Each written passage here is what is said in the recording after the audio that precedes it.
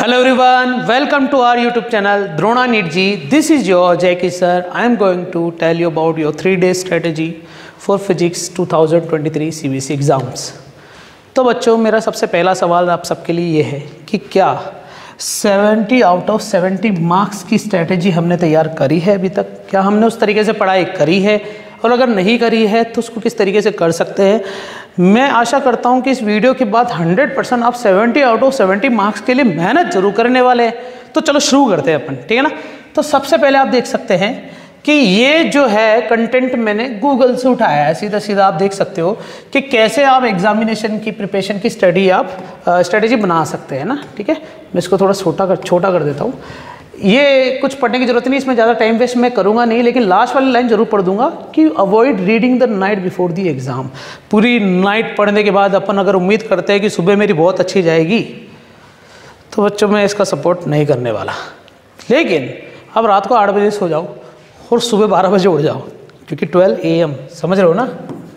मेरे लिए तो यही सुबह है, और जब मैं पढ़ाई करता था रात की 12 बजे नहीं, सुबह की 12 बजे मानता था और उस समय उठ के पढ़ता था। तो मेरे लिए रात भर जग के पढ़ाई करने जैसा नहीं रहा, ये सुबह जल्दी उठ के पढ़ाई करने जैसा रह गया, ठीक है। ज़्यादा टाइम वेस्ट नहीं करता हूँ। सबसे पहले अपन किसकी बात करेंगे? फिजिक्स के अंदर वेटेज की बात करने वाले हैं। वेटेज आप देख सकते हो, वेटेज के हिसाब से ही हम स्टार्ट करेंगे पूरे लेक्चर को, और बहुत ही शॉर्ट में मैं आपको ये सिखा दूंगा कि कैसे हम 12th क्लास की ये जो फिजिक्स 3 दिन बाद हमारे जो एग्जाम होने जा रहे हैं, इसमें डेरिवेशन करने हैं, थ्योरी करनी है, या मुझे न्यूमेरिकल करना है, किस चैप्टर से मुझे क्या सिमुलेशन रखना है, थ्योरी, डेरिवेशन और न्यूमेरिकल का, वो मैं आपको अच्छे से स्टडी करके लेके आया हूँ, तो आपको बताने वाला हूँ, ठीक है ना बच्चों। तो आप वेटेज देख सकते हैं कि इलेक्ट्रोस्टैटिक मतलब फर्स्ट सेकंड चैप्टर में आपके पास 10 मार्क्स आने वाले। दैट मीन्स ये तीनों कैटेगरी कंसिस्ट रखेगा। एग्जाम्पल, ये एक तो आपके लिए थ्योरी वाले क्वेश्चन भी लेके आ सकता है, न्यूमेरिकल टाइप के क्वेश्चंस भी लेके आ सकता है, और डेरिवेशन टाइप के क्वेश्चंस भी लेके आ सकता है। ज़्यादा समय बर्बाद नहीं करूंगा। 6 मार्क्स आप देख सकते हैं करंट इलेक्ट्रिसिटी में से है। वेटेज आप देखो बच्चों, वेटेज को पूरा ढंग से ध्यान रखना। 8 मार्क्स का वेटेज लेके बैठे हैं moving charge and magnetism material magnetism and then materials. ये 8 मार्क्स लेके बैठे हैं। Electromagnetic induction AC alternative current, ये आपके पास कितने मार्क्स लेके बैठे हैं बच्चों? 9 marks. Then after electromagnetic wave, बहुत ही बढ़िया। 2 मार्क्स में क्या पूछ सकते हैं? हमसे ये पूछेंगे कि एक्सरे के एप्लीकेशंस बता दो, डिमेरिट्स बता दो, इलेक्ट्रोमैग्नेटिक वेव्स के टाइप्स बता दो, सब कुछ 1 नंबर टाइप के क्वेश्चन इलेक्ट्रोमैग्नेटिक वेव्स आएंगे। मैंने तुम्हें पहले ही बता दिया। दैट मीन्स थ्योरेटिकल क्वेश्चन बनेंगे।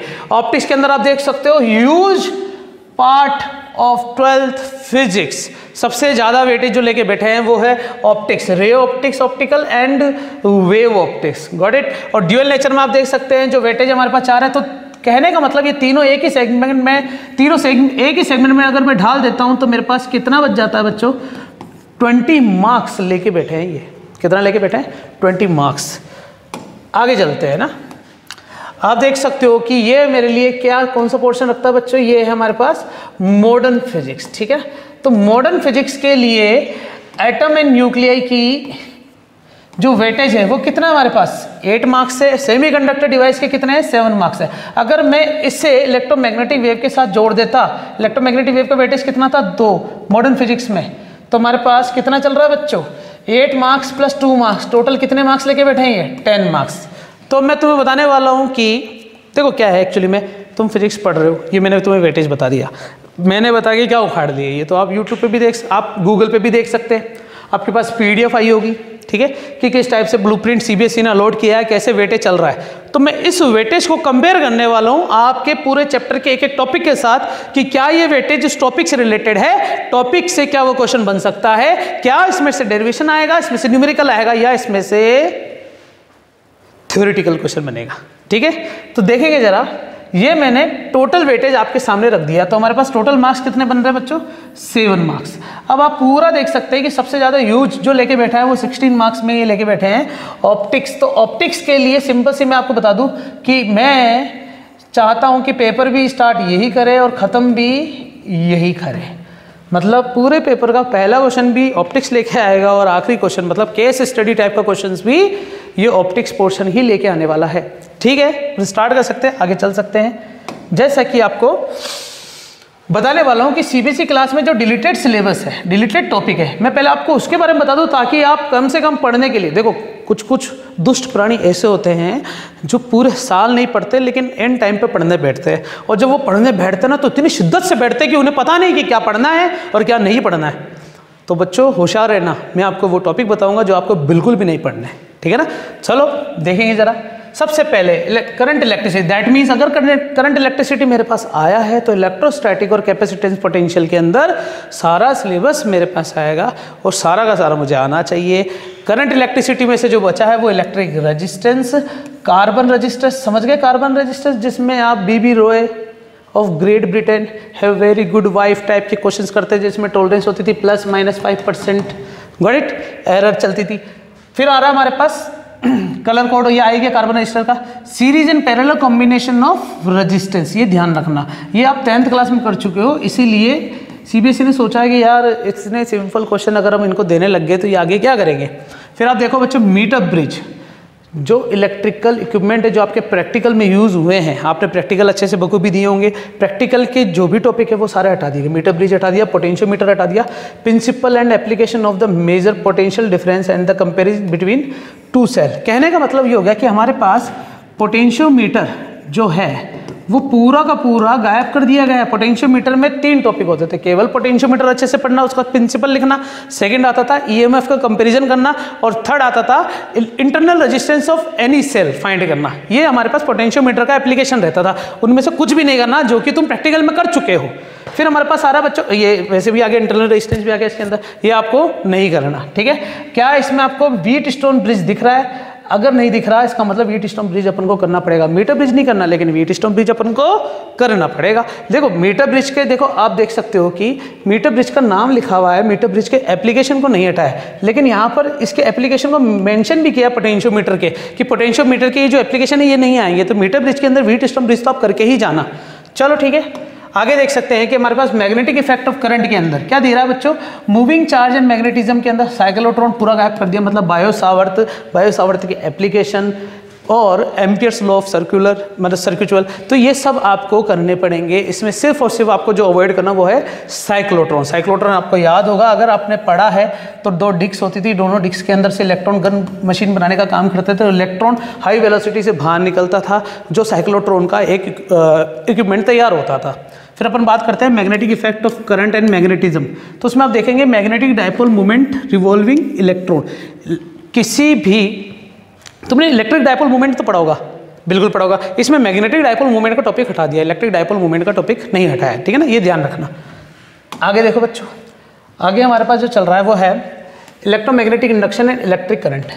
इसमें देखना बच्चों, sorry alternative current, eddy currents पूरा गायब कर दिया, हिंदी में से कहते हैं भंवरधारा है, भवंडर वाली, ठीक है ना, भवंडर से याद आया जोगिंदर, भूचाल, तो वैसे ही एडी करंट्स अपन को नहीं पढ़ने हैं, लेकिन अल्टरनेटिव करंट या इलेक्ट्रोमैग्नेटिक इंडक्शन में जो भी टॉपिक थे उसको आप कंसेप्चुअली अच्छे से उतार लेना अपने शरीर के अंदर, क्योंकि अगर आपने इसको अच्छे से उतार लिया तो वेटेज वाइज आप पूरे में से पूरे मार्क्स इन दोनों चैप्टर से तो 100% आ सकते हो बच्चों, ठीक है। इलेक्ट्रोमैग्नेटिक इंडक्शन अल्टरनेटिव करंट, इसमें एलसी ऑसिलेटर हटा दिया हमारे पास बच्चों।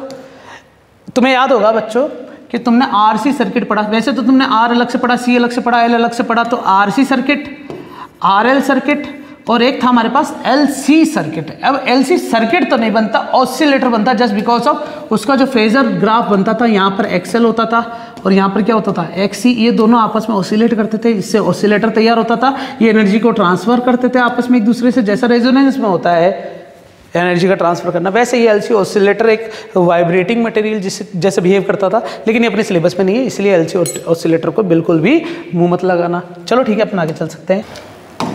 अब हमारे पास आ गया बच्चों ऑप्टिक्स। ऑप्टिक्स में आपको दिख रहा होगा कि 16 मार्क्स अगर ये लेके बैठा है तो इसमें से क्या हमें नहीं पढ़ना है। आप देख सकते हो scattering of light, that means आकाश का कलर नीला क्यों होता है, सनसेट में आकाश का कलर चेंज क्यों हो जाता है, सही है ना, और सनराइज के टाइम पे भी आकाश का कलर चेंज होता है। ये थ्योरेटिकल पोर्शन, ये हमें नहीं पढ़ना है, ये आपको छोड़ देना है। देखो 16 नंबर का चैप्टर है, उसमें से भी बहुत ही तुच्छ सी चीज़ हटा दी इन्होंने, क्या फ़र्क पड़ता है। वेव ऑप्टिक्स, वेव ऑप्टिक्स के अंदर आप देख सकते हो कि ये हमें नहीं करने हैं। वैसे देखा जाए ना तो हमारे पास ये माइक्रोस्कोप जो रिजोल्विंग पावर एस्ट्रोनॉमिकल टेलीस्कोप जो है ये किसका है, रे ऑप्टिक्स का पार्ट है, ऑप्टिकल इंस्ट्रूमेंट का पार्ट है। तो आपको ये नहीं करना है, ठीक है ना, इनकी पावर रिजोल्व नहीं करनी है, लेकिन ऑप्टिकल इंस्ट्रूमेंट्स जरूर पढ़ने हैं। और मैं आपको चलो मैं ये बात लास्ट में बताऊंगा कि अगर आपको कोई टॉपिक लगता है कि मुझे सर ये टॉपिक नहीं आता, तो आप कमेंट बॉक्स में लिख के बताना।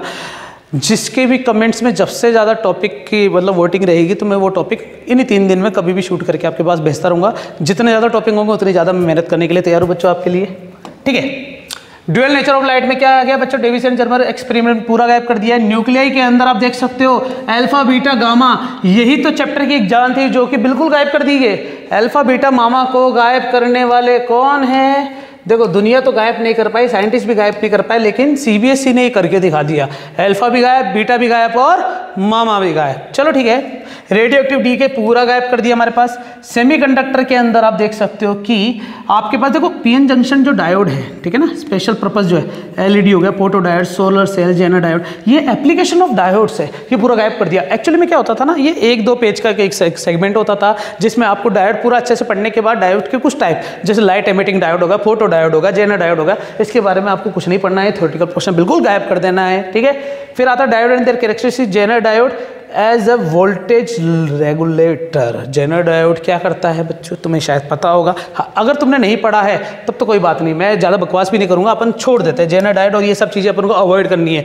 मैंने उन बच्चों की मदद कर दी है जो पढ़ने बैठ गए और उनको पता चल गया होगा कि अरे यार ये जो सर ने बताया ये तो मैंने पढ़ लिया। तो बच्चों वेटेज और ये डिलीटेड टॉपिक को ध्यान में रखते हुए अपनी पढ़ाई को स्टार्ट करो। चलो अपन स्टार्ट करते हैं, आगे देखते हैं। मैं तुम्हें डिलीटेड चैप्टर टॉपिक्स के बाद पूरे चैप्टर को एनालाइज करके बता रहा हूँ कि आपको किस किस टॉपिक पे ध्यान देना है। यहाँ से एक्चुअल वीडियो स्टार्ट होता है अपना, कि अपन को एक एक टॉपिक के बारे में, जैसे क्या होता है हर चैप्टर का एक टॉपिक है जो मुझे नहीं आता, कोई बात नहीं, मैं उससे रिलेटेड आपको कोई टॉपिक बताऊंगा कि आपको ये नहीं आता तो आप ये वाला टॉपिक कर लेना, उसी चैप्टर से रिलेटेड, तो आपको पता रहेगा कि हाँ ये वाला टॉपिक तो मुझे आता है, तो आप कम से कम डीमोटिवेट तो नहीं रहेंगे। 100% आपकी एक्यूरेसी बढ़ने वाली है बच्चों। चलो स्टार्ट करते हैं। आप देखना कि इलेक्ट्रिक चार्ज एंड फील्ड से मेरे पास, मैं एक एक करके थोड़ा सा देखता हूँ कि इलेक्ट्रिक चार्ज तो हो गया हमारे पास, conservation of charge theoretical portion है, कूलम्ब्स लॉ फोर्स बिटवीन, आपको इसके अंदर से न्यूमेरिकल्स लगाने पड़ेंगे, ध्यान रखना न्यूमेरिकल्स। इस 2 पॉइंट चार्ज जो भी ये चल रहा है, फोर्स बिटवीन मल्टीपल चार्ज, ये आपको पता होगा, सुपर पोजिशन जैसे यहाँ पे लिखा हुआ है, प्रिंसिपल हो गया। Continuous charge distribution, continuous charge distribution शायद तुम्हें याद होगा कि 3 टाइप के होते थे, लैम्डा, सिग्मा और रो, लीनियर, सरफेस और वॉल्यूमेट्रिक चार्ज डिस्ट्रीब्यूशन, ठीक है ना। फिर आता हमारे पास इलेक्ट्रिक फील्ड। इलेक्ट्रिक फील्ड पे ज़्यादा करना अच्छे से। वैसे मैं तुम्हें बता दूं, अगर तुमने फोर्स पे न्यूमेरिकल्स कर लिए बच्चों, तो आप इलेक्ट्रिक फील्ड के न्यूमेरिकल्स भी आसानी से लगा लोगे। जैसे मैं एक छोटा सा एग्जाम्पल बताता हूँ। ये मेरे पास एक ट्राइंगल है जिस पे चार्ज सेम है, मुझे इस चार्ज पर फोर्स बताना, तो ये सबका एंगल कितना मान लेता हूँ, आइसोसेलेस ट्राइंगल है हमारे पास, इक्विलेटरल मान लेते हैं, चलो ठीक है ना, ए। तो ये वाला चार्ज इसकी तरफ से रिपेल होगा, ये वाला चार्ज इसकी तरफ से रिपेल होगा, दोनों के बीच में एंगल कितना हो जाएगा, 60 डिग्री। तो तुम्हें पता है कि फोर्स क्या आएगा, F1 का स्क्वायर प्लस F2 का square plus 2F1 F2 cos 60 का क्या कर देंगे हम, रूट, और मुझे क्या मिल जाएगा यहाँ पर F नेट। लेकिन इसी में अगर तुम चार्ज का डिवाइड कर देते हो तो क्या मिल जाता, तुम्हें E नेट। याद होगा बच्चों, इलेक्ट्रिक फील्ड निकालने का फॉर्मूला यही होता था। वैसे मैं इसको मिटा देता हूँ। इस पूरे चैप्टर की समरी आप ढंग से देखोगे तो आपको इसके अंदर न्यूमेरिकल किसके करने हैं आपको बच्चों, आपको न्यूमेरिकल्स करने एक तो कूलम्ब फोर्स पर, और यहीं पर इलेक्ट्रिक फील्ड के न्यूमेरिकल्स भी हो जाएंगे लगे हाथ, और इलेक्ट्रिक फ्लक्स और गाउस लॉ पर आपको फोकस करना है, और साथ में उनके एप्लीकेशंस पढ़ने हैं। और एप्लीकेशंस का मतलब ही क्या है बच्चों हमारे लिए, डेरिवेशंस। ये ध्यान रखना बच्चों कि हमें ये सब कंप्लीट करना है। तो इस चैप्टर को अपन अवॉइड करके अब थोड़ा सा आगे चलते हैं बच्चों। ये देख सकते हो इलेक्ट्रोस्टैटिक पोटेंशियल। इस पूरे चैप्टर में कुछ भी नहीं बताने वाला, लेकिन हाँ ये जरूर बताऊंगा कि पैरेलल प्लेट कैपेसिटर के बारे में पूरा पढ़ के जाना अच्छे से। किसके बारे में बच्चों, तो मैं ढूंढ लेता हूँ पैरेलल प्लेट कैपेसिटर कहाँ है हमारे पास। इलेक्ट्रिक पोटेंशियल हो गया, इंसुलेटर हो गया, ये रहा, दिख रहा है, capacitance of parallel plate capacitor with and without dielectric medium. इस टॉपिक को 100% करके जाना।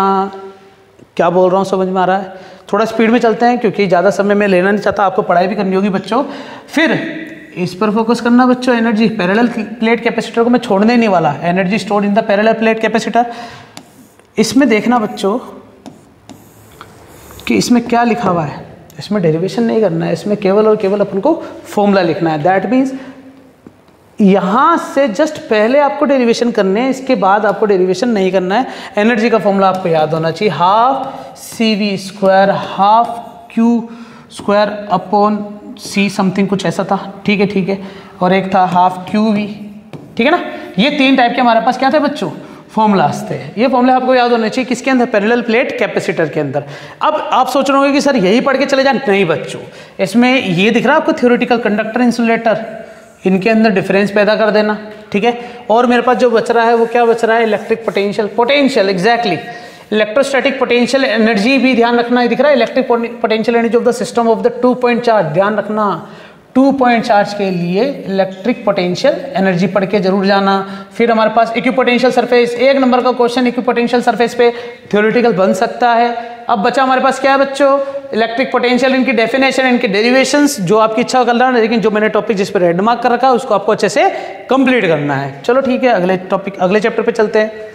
करंट इलेक्ट्रिसिटी, आपके पास करंट इलेक्ट्रिसिटी, अब करंट इलेक्ट्रिसिटी को गायब करते हुए, वैसे आपने नोटिस किया होगा बच्चों हर जगह पर मैंने कहीं ना कहीं बॉक्स बनाए हुए हैं, जैसे कि यहाँ पर मैंने एक बॉक्स बनाया, दिख रहा, फर्स्ट चैप्टर में मैंने बॉक्स वैसे यहाँ बनाया था लेकिन मिट गया होगा, यहाँ पर एक बॉक्स था। ये बॉक्स बता रहा है कि इसके ऊपर केस स्टडी के क्वेश्चन आने की संभावना है। जिस पर बॉक्स छोटा है इसका मतलब केस स्टडी के क्वेश्चन बनने की संभावना बहुत कम है। बन तो सकता है लेकिन मैं चाहता हूं कि अगर 100 क्वेश्चन पेपर बनाऊं तो उसमें से 2 केस स्टडी के क्वेश्चन इस चैप्टर से उठाऊंगा, बाकी किसी और चैप्टर से उठाऊंगा, वो भी मैं चैप्टर आपको बताने वाला हूं, ठीक है ना। चलो ठीक है, देखते हैं अपन क्या होगा आगे। अब हमारे पास जो बचता है वो है करंट इलेक्ट्रिसिटी। करंट इलेक्ट्रिसिटी के अंदर मैं पीछे से स्टार्ट करता हूं, आपको दिख रहा है व्हीटस्टोन ब्रिज, 100% करके जाना। व्हीटस्टोन ब्रिज, किरचॉफ के अंदर KCL और KVL 100%, इसके अपन को क्या करने हैं बच्चों, न्यूमेरिकल्स करने हैं। KVL और KCL पे न्यूमेरिकल्स आपको करने हैं। अगर आपको KVL KCL के क्वेश्चन शॉर्ट में लगाने हैं तो मैं आपको बता दूं, आप मुझे कमेंट बॉक्स में लिख के भेजिए कि सर KVL और KCL, जितने ज़्यादा कमेंट्स होंगे उतना ही जल्दी वीडियो आपके पास KVL KCL का आ जाएगा। मैं आशा करता हूं कि 5 मिनट या 6 मिनट के अंदर ही आपको वो टॉपिक समझ में आ जाएगा। ज़्यादा बड़ा वीडियो अपन रखेंगे नहीं, मैं पूरी कोशिश करूंगा मेरी तरफ से। और आप इस 5-6 मिनट के वीडियो को 3 मिनट में भी कंप्लीट कर सकते हैं अगर आप इसको 1.25x के टाइप से देखना स्टार्ट करें। चलो ठीक है, electric current, flow of electric charge in metallic conductor, जहां पर मुझे लगेगा वहां मैं अटक जाऊंगा। ड्रिफ्ट वेलोसिटी, क्या करना है बच्चों, तुम्हें इसका डेरिवेशन कंप्लीट करना है, ठीक है ना। Mobility and their relationship between current, ये भी क्या है बच्चों, उसका डेरिवेशन चल रहा है। ओम्स लॉ, तुम्हें पता है रेजिस्टेंस का, वो टॉपिक हटा दिया। सीरीज पैरेलल, VI कैरेक्टरिस्टिक्स आ गया हमारे पास। इलेक्ट्रिक एनर्जी एंड पावर हो गया। Electric resistivity, conductivity and temperature. मैंने देखो इस पर फोकस कर दिया बच्चों, इस पर मैं ब्लैक कलर ले लेता हूँ कि इसको आपको टेम्परेचर को बहुत अच्छे से करना है। Temperature dependency of the resistance करना पड़ेगा बच्चों। रो बराबर ρ0 1 प्लस अल्फा डेल्टा T, या फिर R बराबर R0 1 plus alpha delta T, ये आपको 100% करना पड़ेगा। Dependency of the resistance, internal resistance of the cell. अच्छा, डिपेंडेंसी ऑफ द रेजिस्टेंस का मतलब कौन सा, इंटरनल रेजिस्टेंस। इसका एक टॉपिक बता देता हूँ, CID/80, रट लो ये वर्ड, CID/80 इंटरनल। यहाँ ये टॉपिक यही खत्म कर दिया, मैं बता देता हूँ। अगर इंटरनल रेजिस्टेंस पे कभी भी क्वेश्चन बनता है तो आपको इस वर्ड से याद रखना है, इसको रट लो, CID/80। अब C मतलब कंसंट्रेशन ऑफ इलेक्ट्रोलाइट, सही ना। अब बैटरी है, बैटरी के अंदर इलेक्ट्रोलाइट तो होगा ही होगा, केमिस्ट्री में आपने पढ़ा होगा इलेक्ट्रोलाइट। तो concentration, then after current supply to this circuit. D मतलब कितना मैंने उसको डिप किया है इलेक्ट्रॉन को इलेक्ट्रोलाइट के अंदर, समझ गए। जैसे अगर ये इलेक्ट्रॉन है और मैंने इसको इतना डिप किया है तो ये इसकी डेप्थ है, कितना मैंने डिप किया है। देन आफ्टर एरिया, एरिया कितना ऑक्यूपाई कर लिया उस इलेक्ट्रॉन ने इलेक्ट्रोलाइट के अंदर। Then after temperature of the electrolyte, ठीक है ना। ये आपको याद रखेगा, थ्योरी लिखने में ज़्यादा आसानी होगा, कुछ कुछ वर्ड आप ऐसे रट लिया करो, ठीक है ना बच्चों। तो इसमें और कुछ बचा नहीं मेरे पास। हाँ, KVL KCL को छोड़ना मत बच्चों इस चैप्टर से, ये 100% है मेरे पास। और ये बॉक्स बताता है कि इस पर केस स्टडी के क्वेश्चन बनने की संभावना अच्छी खासी है, क्योंकि ये बॉक्स थोड़ा मैंने बड़ा बनाया है, ठीक है ना बच्चों। Okay, let's start with another chapter, magnetic effect of current. Magnetic effect of current के अंदर देख रहे हो बायो सावर्ट और उसके एप्लीकेशन। 100% बच्चों इसके तुम्हें क्या करने हैं, देखो डेरिवेशन तो तुम कर ही सकते हो इसके, लेकिन करने क्या तुम्हें इसके बच्चों, न्यूमेरिकल्स, न्यूमेरिकल्स जरूर लगाना। बायो सावर्त के याद है, बायो सावर्त के न्यूमेरिकल्स, लॉन्ग स्ट्रेट वायर या फिर सर्कुलर वायर, सेंटर पे मैग्नेटिक फील्ड बताना, इस टाइप के क्वेश्चन के न्यूमेरिकल्स आप जरूर लगाना। प्रीवियस ईयर क्वेश्चंस लगाना, एनसीईआरटी को सोल्व करना, लेकिन इसके न्यूमेरिकल्स जरूर लगाना।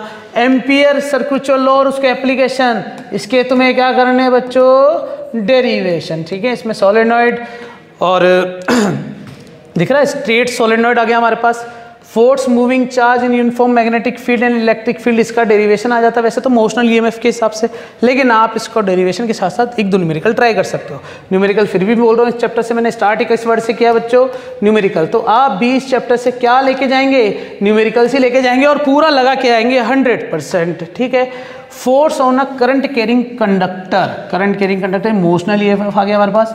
Force between two parallel current carrying conductor, इसमें आपने देखा होगा कि ये बकेट के अंदर दो वायर को छोड़ दिया, मरकरी डाल दिया, करंट सप्लाई कर देते थे तो इनकी टांगें नाचने लग जाती, कभी दूर और कभी पास, इस टाइप का ये वाला डेरिवेशन 100% बच्चों मैं तुम्हें बताऊं 2-3 नंबर का क्वेश्चन ये बन सकता है। अच्छी थ्योरी है, अच्छे डायग्राम है, डायग्राम पे ज़्यादा फोकस करना, ग्राफ्स अगर है तो ग्राफ्स पे ज़्यादा फोकस करना, जिससे आपका ये चैप्टर थोड़ा सा अच्छा दिखने लगे, आपकी प्रेजेंटेशन अच्छी हो और आपको 70 आउट ऑफ 70 मार्क्स भी मिल जाए। ठीक है, होप ये है कि बच्चों 30 में से 30 मार्क्स तो आपके स्कूल वालों ने आपको सपोर्ट किया ही होगा, और जो लीचड़ से लीचड़ बच्चा होगा उसका भी 29-28 मार्क्स तो दे ही रहे हैं स्कूल वाले। तो आप अपनी तरफ से मेहनत करने लग जाओ कि आपको 30 मार्क्स और 70 मार्क्स के लिए मेहनत तो करनी पड़ेगी। ठीक है, अपन स्टार्ट करते हैं। आप देख सकते हो galvanometer current sensitivity and conversion of ammeter and voltmeter, ये आपको दिख रहा है। अ मीटर को वोल्ट मीटर मतलब गैलोमीटर का कन्वर्जन करना पड़ेगा अ मीटर और वोल्ट मीटर के अंदर।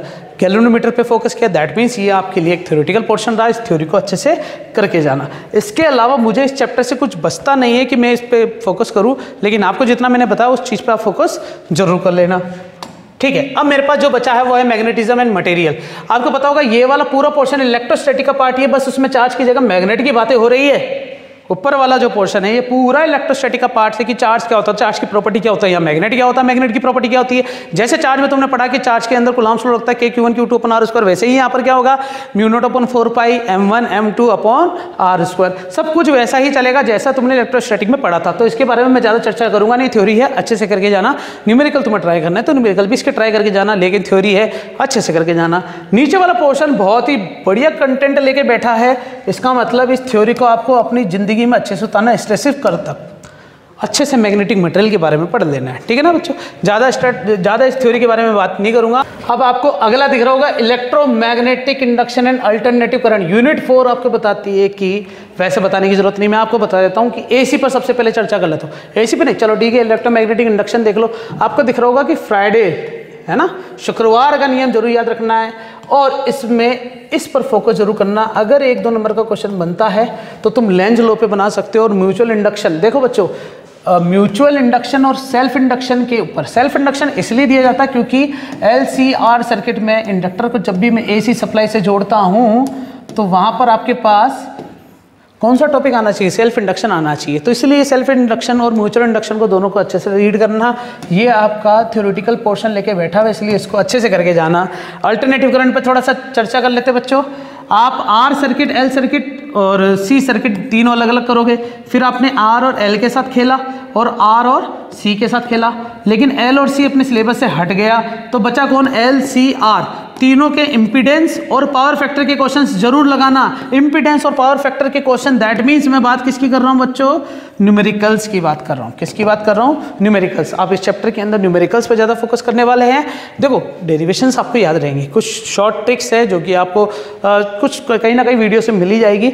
बस आप इसमें जो फोकस करेंगे वो इम्पीडेंस और पावर फैक्टर, इम्पीडेंस और पावर फैक्टर, इस पर ज़्यादा फोकस कर लेना।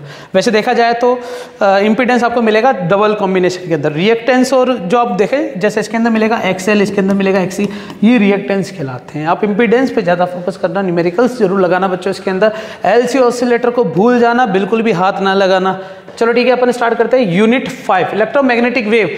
कुछ भी बकवास नहीं करूँगा, पहले बता चुका हूँ, अच्छे से इसके एप्लीकेशन रट लेना और याद करके जाना, या YouTube पे 10 मिनट का एक शॉर्ट वीडियो भी देख लेना, कहीं ना कहीं मिल जाएगा कि इलेक्ट्रोमैग्नेटिक वेव को किस तरीके से अच्छे से अंडरस्टैंड कर सकते हैं। आपको वीडियो कोई ना कोई किसी भी माध्यम से मिल जाएगा। ठीक है, स्टार्ट करते हैं। Ray optics and optical instrument. बड़े बड़े दो आपको स्क्वायर दिख रहे हैं, दैट मीन्स यही है वो चैप्टर जिससे case study, that mean 4-5 number के क्वेश्चन तो आपको ये चैप्टर देने वाले हैं। 16 नंबर लेके बैठा तो 4-5 नंबर का क्वेश्चन तो एक तो फिक्स है, जो कि इसमें से केस स्टडी के रूप में उठने वाला है। अच्छे से केस स्टडी के क्वेश्चन जितने तुम्हें दिखे इसके अंदर से करके आना बच्चों। केस स्टडी के क्वेश्चन जितने देखे उतने जरूर करके जाना इसके अंदर से। वैसे देखा जाना इस पूरे चैप्टर दोनों को अच्छे से मतलब ढाल देना अंदर ही अंदर, ताकि कोई भी नंबर काट ना पाए, इस चीज़ का ध्यान रहे। अब इसमें तो क्या ही बताऊँ मैं इंपॉर्टेंट, हाँ ऑप्टिकल इंस्ट्रूमेंट मैं आपको बता रहा था। अगर आपको लगता है कि ऑप्टिकल इंस्ट्रूमेंट मुझे नहीं आते सारे, तो मैं इस पर वीडियो बना के दे सकता हूँ आपको। कोशिश करूँगा 10 मिनट में आपका टॉपिक क्लियर हो जाए, ठीक है। बाकी सब मेरे लिए इंपॉर्टेंट है, ये सारा मेरे लिए इंपॉर्टेंट है, सारा मेरे लिए इंपॉर्टेंट है, कुछ नहीं छोड़ूंगा। न्यूमेरिकल्स इसके अंदर हाइगन्स प्रिंसिपल आ गया। YDSE याद रखना, YDSE young double slit experiment. Numericals जरूर करके जाना बच्चों, क्या करके जाना, न्यूमेरिकल्स जरूर करके जाना। YDSE पे न्यूमेरिकल्स बहुत ही इंपॉर्टेंट है, करके जरूर जाना, ठीक है। आगे चलते बच्चों अपन पास ड्यूअल नेचर। ड्यूअल नेचर में कुछ भी नहीं बताऊंगा, इंपॉर्टेंट मेरे लिए एक, हाँ डी ब्रोगली वेवलेंथ के सारे फॉर्मूले अच्छे से ड्राइव करना। ये आपके पास थ्योरी लेके बैठा है बच्चों, पूरी क्या लेके बैठा है, थ्योरी लेके बैठा है। डी ब्रोगली वेवलेंथ अच्छे से करके जाना, किसको, डी ब्रोगली वेवलेंथ को, ठीक है। मैं आगे चलता हूँ बच्चों। एटम और न्यूक्लियाई, देखो बच्चों इनका वेटेज आपको शायद पता होगा, 7 और 8 नंबर का ये वेटेज लेके बैठे हुए थे। एटम और न्यूक्लियाई के अंदर आप जैसे इसमें आप देख सकते हो हाइड्रोजन की स्पेक्ट्रल थ्योरी, ये पढ़ के जरूर जाना, केलेमन वाली, ठीक है ना। ये हाइड्रोजन की स्पेक्ट्रल थ्योरी जिसमें लाइमर मामर पास्चर इस टाइप के आपको थ्योरेटिकल पोर्शन कंप्लीट करने पड़ेंगे। कुछ वेवलेंथ इसमें यूज हो रही होगी एटम के अंदर। मैं आपको क्या बताऊँ, नील्स बोर कहीं ना कहीं दिख रहा होगा, ये रहा बोर मॉडल्स। बोर मॉडल जरूर करके जाना ऑफ हाइड्रोजन एटम, ये भी हाइड्रोजन स्पेक्ट्रल के आगे चलेगा। न्यूक्लियाई के अंदर कुछ बताने की जरूरत नहीं, क्योंकि अल्फा बीटा गामा तो इसके अंदर से हट गए, लेकिन इसके ग्राफ्स जरूर रट के जाना। रट के तो क्या, अच्छे से ढाल लेना, ताकि ग्राफ कहीं से भी आए तो अपन अच्छे से कर तो सकते हैं, ठीक है। अपन आगे चलते हैं बच्चों। अगला हमारे पास इलेक्ट्रॉनिक डिवाइस चल रहा है। इलेक्ट्रॉनिक डिवाइस में देखो बच्चों आपके लिए क्या क्या है, लॉजिक गेट पूरा हटा दिया, आप देख सकते हो इसमें गेट है ही नहीं। आपके लिए ट्रांजिस्टर पूरा गायब कर दिया है।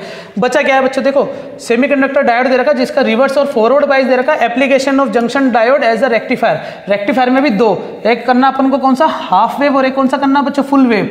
इस चैप्टर में वैसे देखा जाए ना बहुत अच्छा वेटेज लेके बैठते थे, अच्छा कंटेंट लेके बैठते थे, और पढ़ने के लिए भी मजा आता था। लेकिन जो पढ़ने में मजा आता था, जिससे डर लगता था इस चैप्टर को लेके, वो टॉपिक तो हटा ही दिए गए। इसलिए इस चैप्टर से पूरे में से पूरे मार्क्स आने चाहिए। इसमें कुछ इंपॉर्टेंट नहीं, मेरे लिए सब इंपॉर्टेंट है, अच्छे से करके जाना है आपको, ठीक है ना।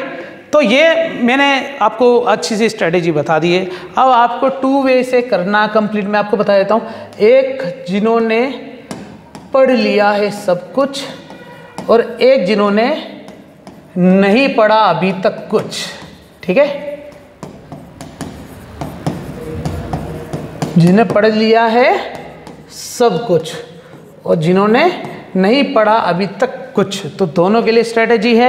आप इस वीडियो को अगर एंड तक लेके आए तो यहाँ पर मैं आपको रामबाण हथियार बता देता हूँ कि आप एक प्रॉपर शेड्यूल बना लो बच्चों। बस अगर आपने शेड्यूल बना लिया तो शेड्यूल फॉलो करते ही, जैसे सुबह उठने का समय 4 बजे, 3 बजे, 2 बजे उठ सको तो वेल एंड गुड है बच्चों। 2 बजे, 2 से लेके, अगर आप सोच रहे हो कि मैं 6 घंटे लगातार पढ़ रहा हूँ, या तुम्हारा फ्रेंड कोई तुम्हें बता रहा है कि 6 घंटे लगातार वो पढ़ रहा है और तुम उससे बातें करते डिमोटिवेट हो रहे हो, तो तुम ऐसे बात मत करो, वैसे भी तुम्हें पागल बना रहा है। 6 घंटे लगातार कोई पढ़ ही नहीं सकता, इतना कंसंट्रेशन तो किसी में नहीं है। वैसे देखा जाए ना, 6 घंटे लगातार पढ़ना ये तो देव योनि में आता है, मानव योनि में तो आता ही नहीं है। और अगर कुछ लोग 6 घंटे लगातार पढ़ रहे हैं तो कहीं ना कहीं देव तो होंगे, वो मानव योनि से तो है नहीं। तो मैं तुम्हें एक बता देता हूँ कि 6 घंटे लगातार पढ़ना एक स्कैम है। आप कितना कर सकते हैं, छोटा हो गए, ओके।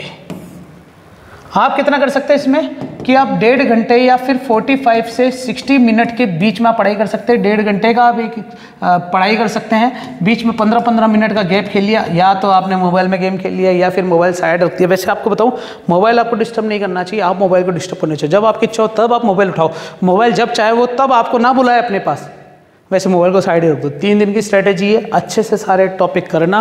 न्यूमेरिकल मैंने आपको बता दिया किस किस से लगाने हैं, डेरिवेशन कहाँ से करना है, थ्योरी कहाँ से करनी है। तो जिन्होंने अभी तक कुछ भी नहीं पढ़ा है वो इस वीडियो को पूरा माँ बाप समझ लेना, करके जाना। और जिन्होंने पढ़ लिया है बच्चों सब कुछ, वो अपनी प्रिपरेशन को बहुत अच्छे से और थोड़ा सा एनालाइज कर लो।